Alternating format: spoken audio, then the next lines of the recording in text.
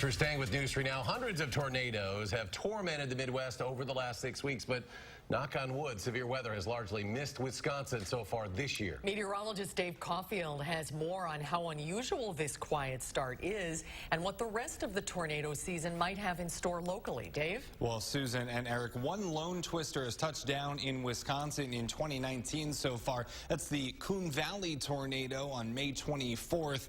Peak winds of about 75 miles per hour. It was rated an EF0 tornado, so that's just southeast of La Crosse. The problem for Wisconsin, however, is that severe weather season is just getting underway.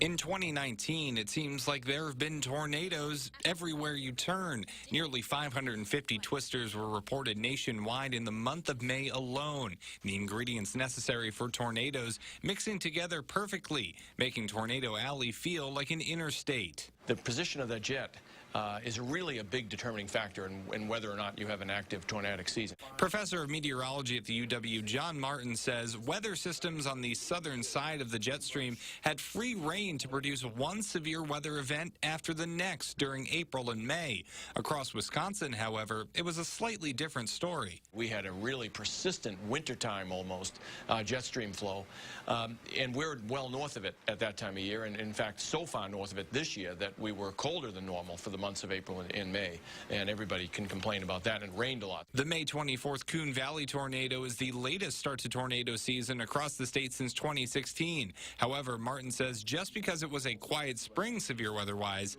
doesn't mean Mother Nature has spared southern Wisconsin. Our season doesn't begin until about mid-June, and that might even be slightly early. Certainly July and August are the months of biggest concern for our state for any kind of severe weather, including tornadoes. While we can expect general storm activity to increase into the summer months in Madison, our storm prospects for the rest of 2019 are much tougher to pin down.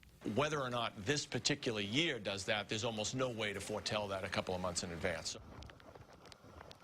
Now, if projections for a cooler and wetter summer ring true, then Wisconsin will likely see fewer tornadoes than normally. I also talked to Dr. Martin about if climate change is playing a role in the high number of tornadoes nationwide this year. Hear what he had to say on News 3 Now at 6. All right, Dave, interesting look there. And with that,